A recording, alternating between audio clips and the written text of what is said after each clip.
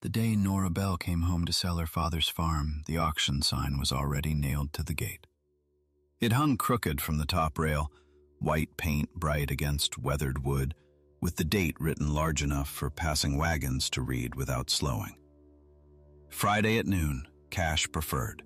Land, outbuildings, dry well, and remaining equipment.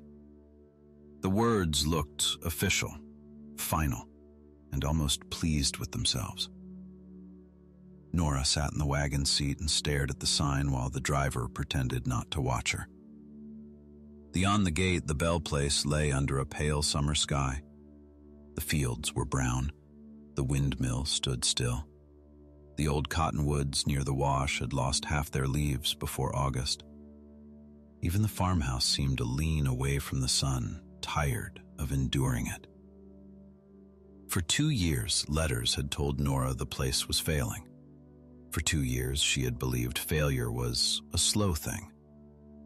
But standing at the gate, she understood that some failures happened while you were away, and by the time you came back, other people had already put a price on them. "You want me to pull it down, miss?" the driver asked. Nora climbed from the wagon. "No. Looks to me like it shouldn't be there." "It shouldn't." She walked to the gate, untied the thin wire around the sign, and laid it carefully in the wagon bed instead of breaking it. Her father had taught her never to damage a thing until she understood who placed it and why. That lesson had seemed fussy when she was 16.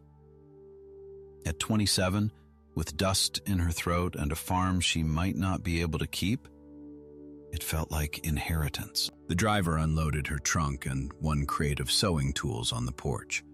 He did not ask if anyone was coming to meet her. No one was. Her father had been buried in April. The hired man had left in May. The bank letters grew shorter in June. By July, Mr. Pike at the land office wrote that a prompt sale was the only sensible course left to her. Nora had come to be sensible. And she saw the auction sign. Inside the farmhouse, sheets covered the furniture. Dust softened the corners of every room. Her father's hat still hung on the peg by the kitchen door, and for one foolish second, Nora expected him to come in from the barn and say that men who wrote bank letters used too many words because they had too little work. Instead, the house answered with silence. She set her gloves on the table.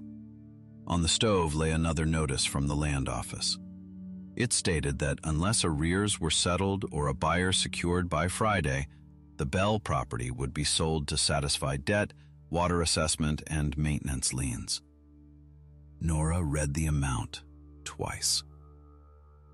It was less than a fortune and more than mercy. The first visitor came before sundown. He rode a dark horse through the gate and stopped well back from the porch, as if giving the house room to decide whether it wanted company. He was broad-shouldered, sun-browned, and quiet in the saddle. His hat brim shadowed his face, but Nora recognized the way he sat a horse before she recognized the man. "Cal Mercer," she said. He removed his hat. Nora. When she left Sage Crossing 11 years earlier, Cal had been 19, all elbows and pride, trying to look older than he was. The man before her had grown into the effort. He owned the neighboring Rocking M now, or so the letters said. He had also, according to town gossip folded into bank correspondence, become difficult to bargain with because he listened too long before answering. "I heard you came in," he said. News travels fast when there is little else moving. He glanced toward the empty windmill. "I saw the sign." "So did I." "Pike had no right to post it before you arrived." "That seems to be a local disagreement." "Not local. Legal." Nora wanted to be relieved. Instead, she felt anger, not at him, but at the part of herself that wanted someone else to say the trouble was manageable.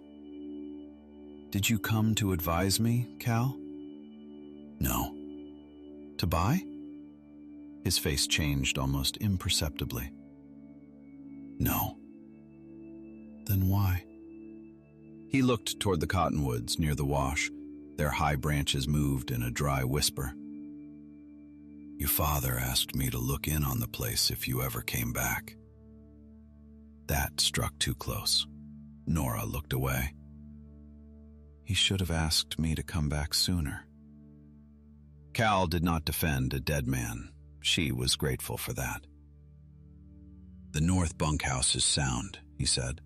Roof on this place leaks over the bedroom.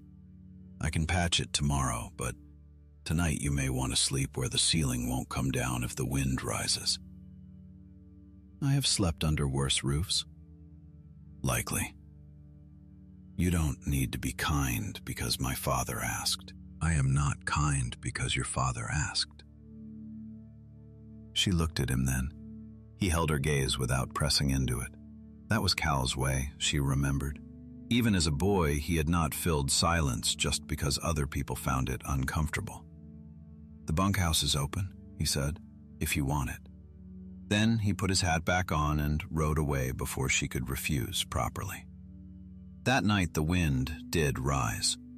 At first, Nora stayed in her old bedroom out of stubbornness. The bed was narrow and familiar. The window latch still rattled with the same high tremor that used to keep her awake before school. She lay there listening to the roof complain and told herself the room had survived 20 years of weather. Then the first drop hit her cheek. By midnight, she had moved to the north bunkhouse with a quilt, a lantern, and her pride dragging behind her like a wet hem. The bunkhouse smelled of old hay and cedar. Someone had swept it. Someone had set a pitcher of water on the small table and folded a clean towel beside it. Cal had not mentioned that. Nora slept badly, but she slept dry. In the morning, Sage Crossing began arriving in pieces. Mrs. Dunleavy from the church brought biscuits and opinions. The blacksmith came to inspect the pump and left with a face that said metal could fail from sadness. 2 boys from the feed store delivered a sack of flour Nora had not ordered, paid for by someone who did not leave a name. At 10, Mr. Pike arrived in a buggy polished so brightly it looked foolish beside the dead field. Elwood Pike was not unpleasant. That was part of the problem. He had soft hands, soft cheeks, and a voice that made surrender sound like maturity. Miss Bell, he said, stepping onto the porch, I am relieved to see you safely arrived. Your father spoke of you often. Did he? With affection. That sounds unlike him in public. Pike smiled sadly as if forgiving her for grief. Men of his generation were not always expressive. Nora had no patience for strangers explaining her father to her. You posted an auction sign before I arrived. A regrettable necessity. Notices require time. The notice gave Friday. Correct. Today is Tuesday, which is why I am here, to prevent Friday from becoming painful. He opened a leather folder and removed papers. The land has been assessed in its current condition. Dry well, failed lower field, damaged windmill, unpaid water maintenance. I have a buyer prepared to assume all arrears and offer you a modest settlement. It would save you the embarrassment of a public sale. Embarrassment. There it was. The word people used when they wanted a woman to hurry. Who is the buyer? A regional grazing concern. Which one? Names complicate matters before contracts are ready. Then let them complicate. Pike's smile remained, but his fingers tightened on the papers. Miss Bell, you have been away a long time. This country has changed. Sentiment will not water a field. Neither will secrecy. From the yard, Cal's voice said, She's right. Pike turned. Cal stood near the porch steps with a hammer in one hand and a bundle of shingles over one shoulder. Mr. Mercer, Pike said. "This is a private matter." "Then you should have waited to post public signs." Nora almost smiled. Almost. Pike tucked the papers back into his folder. "I will return tomorrow when Miss Bell has had time to consider the realities." "Bring the buyer's name," Nora said. Pike's buggy rattled away in a stiff cloud of dust. Cal watched until it reached the road. "You enjoyed that," Nora said. "A little. You should be careful. Men like Pike prefer their neighbors agreeable." "I have disappointed him for years." Cal climbed the porch roof and began patching without asking permission again. Nora should have objected. Instead, she found the pump ledger in her father's desk and carried it to the kitchen table. Numbers waited inside. Her father had kept records in the same square hand he used for Bible notes and cattle marks. Rainfall, well depth, pump repairs, ditch flow, seed purchase, harvest weights. Every column neat, every failure documented. The well began weakening 3 summers before his death. The lower field dropped first, then the kitchen garden, then the orchard. He paid 2 men to deepen the well. They found stone. He paid for windmill repairs. The vane turned, but water did not rise. He paid the water maintenance assessment even though the community ditch no longer reached his south rows. Nora read until the words blurred. Then she saw the strange entries. Cottonwoods holding, old wash damp below red stone, birds returning to bend, no pump response.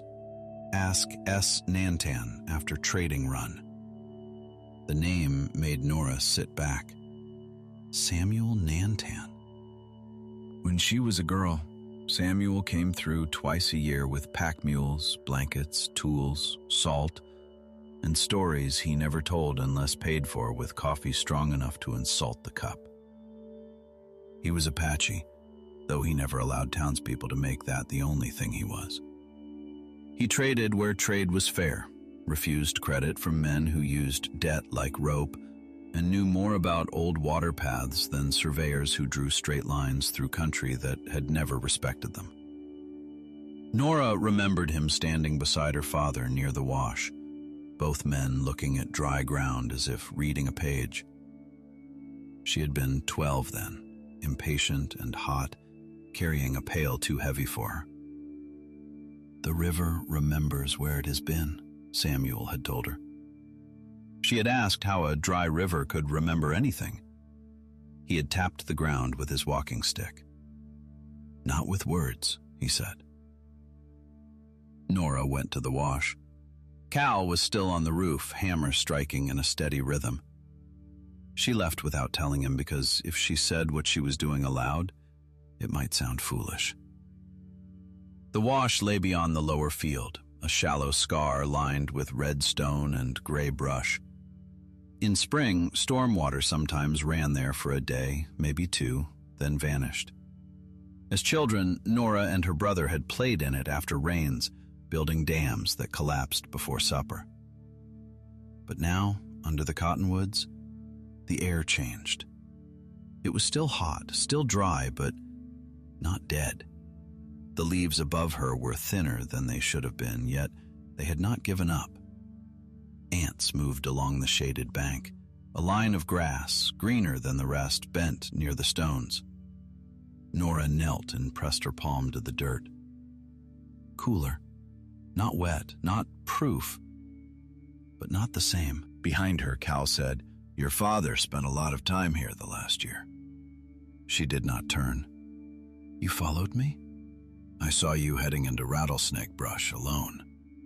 Did you bring a sermon?" "No." "Good. I brought a shovel."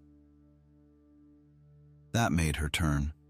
He stood at the edge of the wash with a shovel over one shoulder, his expression almost too neutral. "You think there is water here," he said. "I think my father thought there was." "He did." "And you said nothing?" Cal lowered the shovel. "He asked me not to." "Why?" Because he wasn't sure. Because Pike had already started calling the farm dead. Because if word spread before he understood it, buyers would circle faster.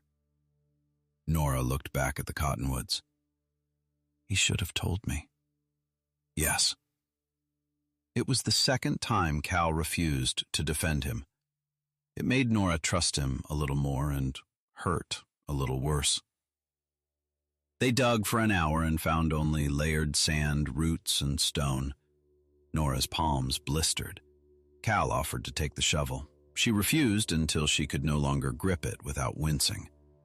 He said nothing, only took his turn. At last, 2 feet down, the sand darkened. Nora crouched. Cal touched it with 2 fingers. Damp. The word was small, but it moved through her like a bell. They dug another foot. The dampness did not become water. The hole stayed stubbornly unspectacular. By afternoon, they were both dusty, tired, and no richer in proof than before. But the dirt at the bottom held together when squeezed. Nora wrapped a sample in cloth and carried it back to the house. Pike returned the next morning with another offer and no buyer's name. Nora met him on the porch. Cal remained by the barn, close enough to hear, far enough not to own the conversation. I need until next week, Nora said. Pike sighed. The bank will not wait on sentiment. Then I will speak to the bank. I represent the bank in this matter. Then you can carry my request. Miss Bell, dry land does not become less dry because one delays paperwork. Perhaps. His eyes moved toward the lower field, then back to her. You have been digging. This is a farm. Digging happens. I hope Mr. Mercer is not encouraging false expectations. Nora smiled politely. Mr. Mercer brought a shovel. My expectations are my own. Pike's face hardened just enough for her to see the man beneath the soft voice. Friday noon, he said. If you cannot settle the arrears or produce a credible financing plan, the sale proceeds. After he left, Nora stood in the yard and hated the farm for needing so much from her. Then she hated herself for the thought. Cal approached slowly. There's someone we can ask. Samuel Nanton? He nodded. Is he still trading? When he chooses. And will he come? If we pay him and don't waste his time. That sounds like Samuel. They found him the next day at a way station 8 miles south, sitting under an awning beside 3 pack mules and a stack of folded blankets. He was older than Nora remembered, with silver in his hair and the same eyes that made people regret speaking loosely. A young woman beside him, his niece Mara, was sorting tin cups and laughing at something the station cook said. Samuel recognized Nora before she introduced herself. Bell's daughter, he said. Yes. You left angry. Nora blinked. I was 16. 16 is old enough to be angry with talent. Mara laughed again. Samuel did not smile, but his eyes warmed a fraction. Nora told him about the farm, the well, the cottonwoods, the damp sand, the deadline. She did not make the story grand. Samuel disliked grandness unless attached to mountains. He listened without interruption. When she finished, he looked at Cal. You dig where her father marked? Yes. Wrong place. Nora felt the hope drop. Wrong? Your father was not looking for a well there. He was looking for the old bend. He took a stick and drew in the dirt. Water came through before your fences, before your road. It ran wide, then cut south in heavy rain, then left a buried tongue under the cottonwoods. Your father thought the deep water stayed under the wash. I told him, maybe not. Maybe it moved under the red stone and waits lower where the clay holds. Why didn't he dig there? Samuel's expression did not change, but his voice softened. He got tired. Nora looked away. The truth was simple and unforgiving. Her father had not failed because he was foolish. He had failed because grief, debt, age, heat, and stubbornness had all pulled at him until even belief became heavy. "Can you show me?" she asked. "I can show where I would dig. Water decides the rest." "I will pay." "Yes," Samuel said, "you will."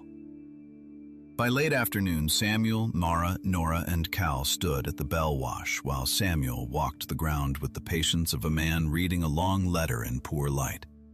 He did not perform wisdom. He measured. He scraped bark from a fallen twig, studied root direction, pressed soil between finger and thumb, looked at grass Nora had dismissed as weeds, and asked where storm water stood longest after rain. Mara carried a notebook and corrected Cal twice when he misremembered the slope. "Men remember land by where they worked hardest," she said. "Water remembers by where it rested." Nora liked her immediately. At last, Samuel stopped not under the cottonwoods, but 40 paces east, near a low rise of red stone where the ground looked drier than the rest. "Here," he said. Cal frowned. "Here?" Samuel handed him the stick. "You asked." Nora looked at the place. It seemed impossible, with no green line, no shade, and no soft sand to make belief easy. "Why here?" she asked. Samuel pointed to the cottonwoods. "Roots reach that way." He pointed to the stone. "Clay shelf below." He pointed to the field. "Your father dug where water showed itself. That is where water visits. You need where it stays." That sentence settled over Nora like a hand on her shoulder. They began digging before sunrise. By then, half the town knew Samuel had come, which meant half the town had an opinion about it. Some arrived to watch from the road. Others pretended to have errands that required pausing near the Bell gate. Pike came at 9 and stayed in his buggy, saying nothing. That worried Nora more than if he had spoken. The first 4 feet brought hard dirt. The next 2 brought stone. Tom Arlen from town lent a pry bar. Mara showed them how to angle it instead of wasting strength. Cal worked until sweat darkened his shirt. Nora hauled spoil in buckets until her arms shook. Samuel watched the cut of the soil and told them when to widen, when to stop, when to shore the side with planks from the old sheep shed. By noon, they had no water. By 2, the watchers drifted away. By 4, Pike climbed down from his buggy. "Miss Bell," he said, "I respect effort, truly, but this is exactly the kind of false hope that leaves families with nothing." Nora stood beside the pit, hair coming loose, palms wrapped in cloth, skirt stained with red dirt. "Then come back Friday," she said. "I am trying to spare you." "No, you are trying to hurry me." Pike's voice lowered. "You are making a spectacle of yourself." There was a time when that sentence would have cut her. Not because it was true, but because it was designed to make every watching eye feel like a judgment. Nora felt the old instinct to step back, smooth her hair, apologize for taking up space. Then Mara spoke from the other side of the pit. "Digging is only a spectacle to people who sell paper." Cal coughed once into his fist. Samuel's face remained solemn, but Nora suspected approval. Pike returned to his buggy. They stopped at sunset with a dry hole and 2 days left. That night, Nora sat on the bunkhouse step and unwound the cloth from her hands. The blisters had opened. Her shoulders ached. Dust had settled into the creases of her wrists. Cal brought a basin of clean water and set it beside her. "Samuel says we dig deeper in the morning. And if he is wrong, then he is wrong. And if I lose the farm?" Cal sat on the step below hers, leaving space between them. "Then can you lose it after asking the right questions? That is a poor comfort. It is. She looked at the dark shape of the fields. I thought coming back would feel like facing my father. Instead, it feels like meeting him after everyone else has decided what he was worth. Cal's voice was low. He was difficult. Nora laughed once. That is polite. He was proud. He could be sharp. He trusted land faster than people. And yet you liked him. I understood him. Did he understand you? Cal looked toward the barn. Sometimes. Is that why you stayed near him? Partly. What was the other part? He was quiet long enough that she thought he might not answer. You were gone, he said. The words were plain, not dramatic, not practiced. That made them more dangerous. Nora's hand stilled on the cloth. Cal. I know. He stood before she could decide what he knew. Rest. Morning comes whether we are ready or not. He left her with the basin, the stars, and a feeling she had no room for but could not put down. The next morning, the pit changed. Not at first. At first, there was only deeper red earth, then a stubborn seam of clay that clung to the shovel. At 10, the air grew hotter. At 11, 2 men who had come to watch went back to town. At noon, Pike's buggy appeared again at the road. Then Mara, who was down in the pit with the hand trowel, stopped. Samuel, she said. Everyone froze. At the base of the clay seam, where the trowel had scraped a narrow line, the dirt shone darker than before. Mara pressed her thumb into it. Water filled the print. Not a gush, not the kind of grand moment stories invent because patience is hard to describe. It was only a bead of water, small enough to hide beneath a thumbnail. But it was there. Nora climbed down so quickly Cal had to catch the plank behind her. She touched the place herself. Cool wetness gathered against her skin. Samuel nodded once. There. They widened the seam. A thread of water appeared, then another. Mud formed at the bottom of the pit. Someone at the road shouted. Tom Arlen ran for pipe. Cal laughed, not loudly, but with such relief that Nora looked up at him before she meant to. Pike drove away. That was when Nora knew the water mattered. But Pike's leaving mattered too. If he had merely wanted debt paid, water should have pleased him. A living farm could repay. A living farm could sell for more. But he left as if the first bead of water had ruined something. Cal, she said. He followed her gaze to the road. Yes, he said. They found the answer in the water assessment papers. That evening, while Samuel and Mara helped plan a proper shallow well and lined catch basin, Nora spread every notice from Pike across the kitchen table. The sums were confusing at first because they were meant to be. Water maintenance liens, dry ditch surcharge, emergency access assessment, survey adjustment, administrative fee. The phrase that caught her was dry ditch surcharge. Her father had paid into the community ditch for years, even after the water no longer reached his lower field. Pike had charged an extra fee because the ditch extension required repair. But Nora had walked that ditch as a girl. The extension never belonged to the Bell place. Her father used runoff, shallow wells, and the old wash. The community ditch ended at the road. There had never been a Bell extension to repair. She took the papers to Samuel. He read slowly, then handed them to Mara. Mara read faster. "This fee is for a ditch that does not exist." Cal stood very still. Nora pulled her father's ledger from the desk. He had questioned the fee twice. Pike responded each time with references to old county maps. "Where are the maps?" Cal's mouth tightened. "Pike's office." They went to town at dawn.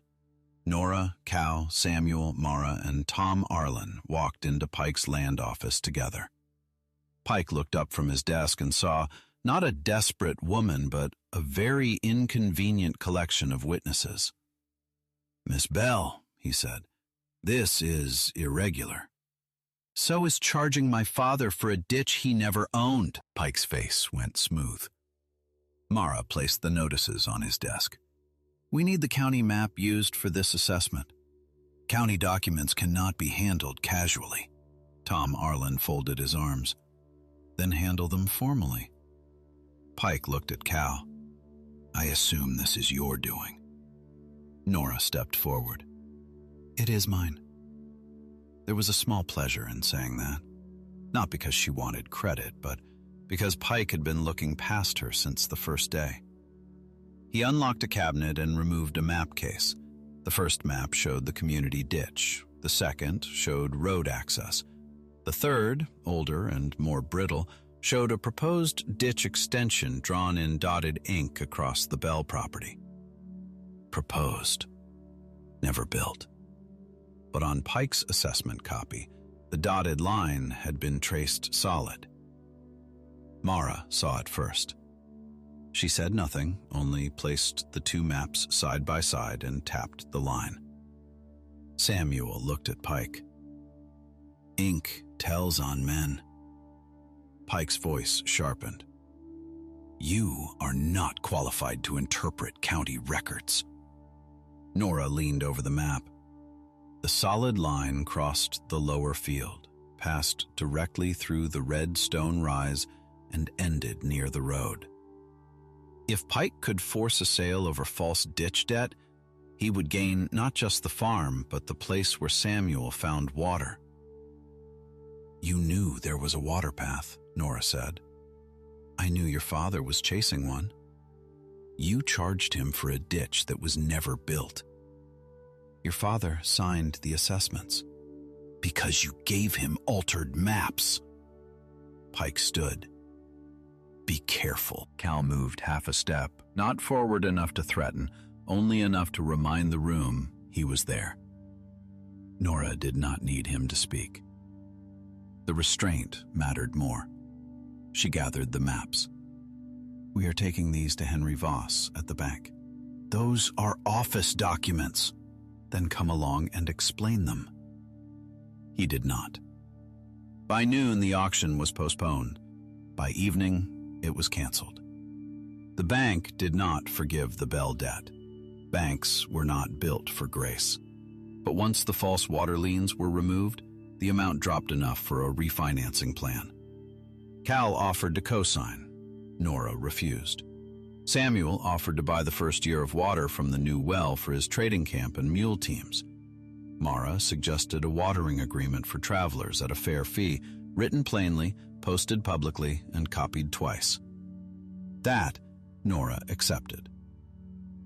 Within a week, the Bell place had a working shallow well near the red stone, a lined catch basin, and a trough shaded by cottonwood poles. The water was not endless. Samuel made sure Nora understood that. It had to be respected, measured, and protected from waste. But it was clean, steady, and enough to change the farm from dead to difficult. Difficult, Nora could work with. The town changed its tone as quickly as towns do when they wish to forget their first opinion. People who had spoken of the Bell place as finished now said they always believed old land held secrets. Men who would not meet Nora's eye at the auction sign now praised her persistence in the feed store. Mrs. Dunleavy said it was a blessing. Samuel said blessings still required shovels. Nora paid him in coin, coffee, and a written share of the watering fees for the first season. He read the agreement twice. "Good," he said. Mara looked at Nora. "You write clearly." "My father wrote clearly. I inherited that and little else." Samuel shook his head. "You inherited questions. They are worth more." The first rain came 2 weeks later. It was not enough to save the season, but it settled the dust. Water ran briefly through the wash, and Nora stood under the porch roof watching it trace the old bends Samuel had described. It did not run where she expected. It curved, vanished, reappeared, slid along stone, and gathered near the new well as if returning to a room it remembered. Cal came riding through the wet gray morning with his hat low and his coat dark at the shoulders. "You will catch your death," Nora called. "From rain? In Sage Crossing, that would be ungrateful." He tied his horse and came to the porch. For a moment they stood listening to water drip from the eaves. "Pike left town," he said. "For good?" "Men like him believe distance is innocence." "Will he face charges?" "Maybe. Henry Voss sent copies to county." Nora nodded. The practical part of her was satisfied. The tired part did not care. She looked toward the lower field where mud darkened the first furrows she planned to replant with winter rye. "I thought selling would be easier," she said. "It would have been." "That is not comforting." "No." She glanced at him. "You are poor at comfort, Cal Mercer. I have other qualities. Such as? I bring shovels." She laughed, and the sound surprised them both. The rain softened. Cal stepped off the porch and walked with her to the new well. The ground was slick, so he offered his hand. She took it because the path was muddy, and kept it because the mud lasted longer than expected. At the trough, water trickled steadily from the pipe into the basin. Not much. Enough. "My father almost found it," Nora said. "Yes. That hurts. I know. Part of me is angry with him for stopping. You can be. Part of me is angry with myself for leaving." Cal was quiet. Nora looked at him. "Are you going to tell me I was young and had a right to my own life?" "You were young and had a right to your own life." "I expected you to make it sound less plain." "Would plain do?" She looked at the water. "Maybe." Cal released her hand, but only because she stepped closer to the trough and touched the running stream. "You said something the other night," she said. "That part of the reason you stayed near my father was because I was gone." His shoulders shifted under his wet coat. "I should not have said it that way." "How should you have said it?" "I don't know." "Try." He removed his hat, rain catching in his hair. "When you left, I thought you were right to go. This place could be hard on anyone who wanted more than fences and weather. But every year your father got quieter. So did the farm. I came by because he needed help, and because some foolish part of me thought that if the place was still standing, you might have a reason to return."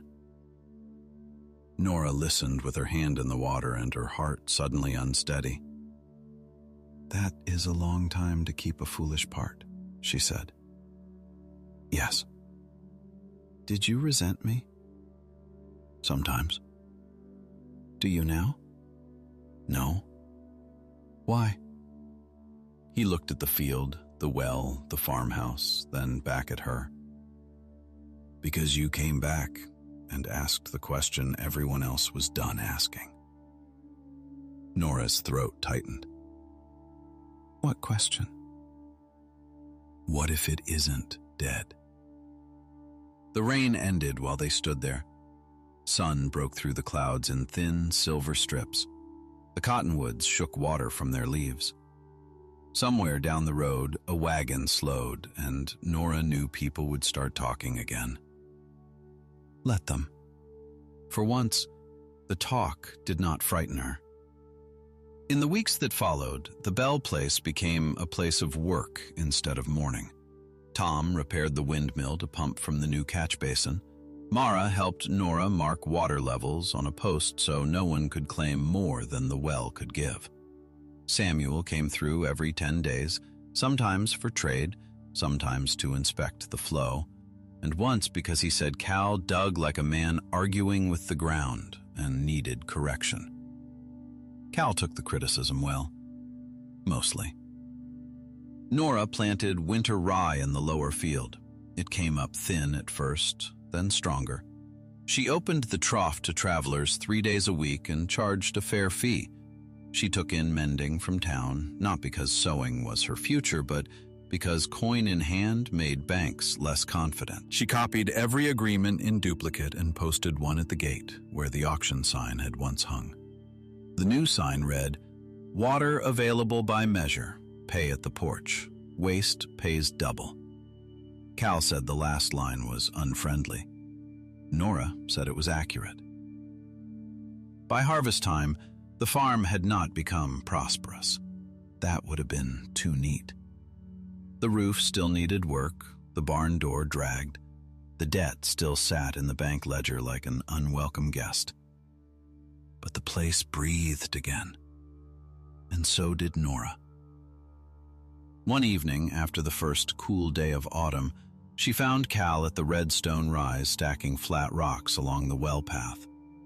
"You are improving my property without permission," she said. He set a stone carefully. "I am preventing mud." "That sounds like improvement."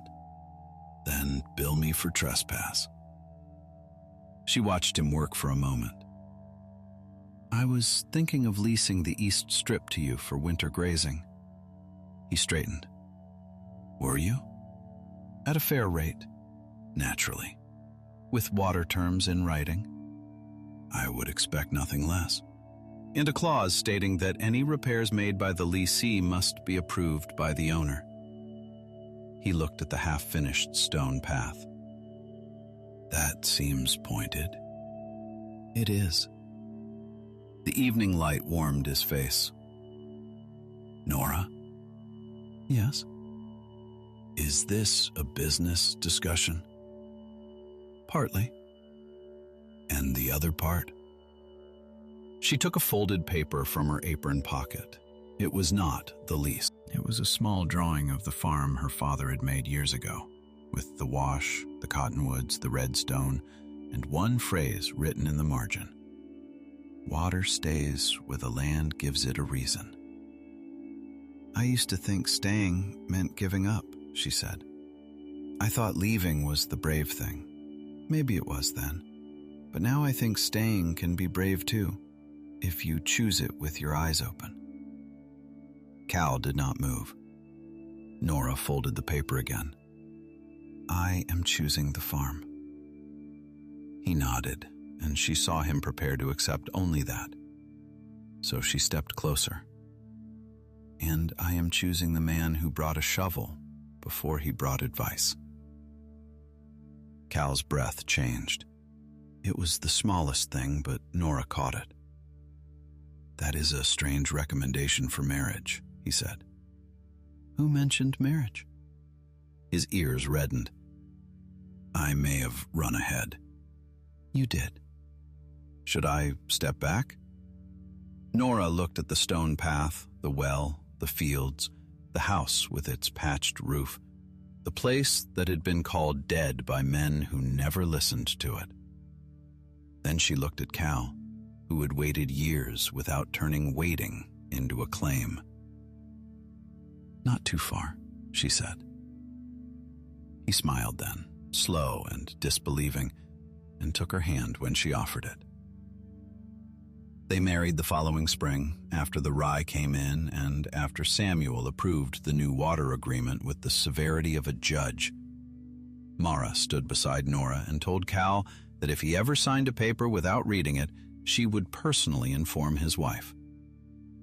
Cal said he feared her more than county law. Nora said that was sensible.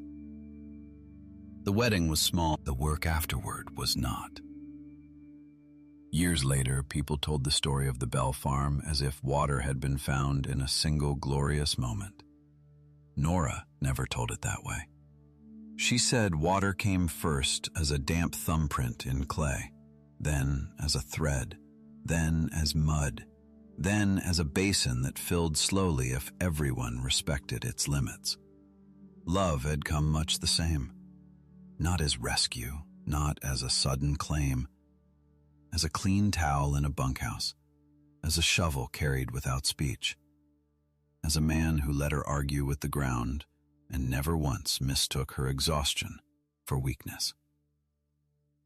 And whenever someone new came to Sage Crossing with land others had called useless, Nora would walk with them if asked. She would study the slope, the roots, the old marks in the soil. Sometimes she found water. Sometimes she found only the truth that a sail was wiser than ruin. Either way, she told them what Samuel had told her. Water decides the rest. Then she would add the lesson her father had left without knowing it. But don't let another person decide what is dead before you have listened for yourself.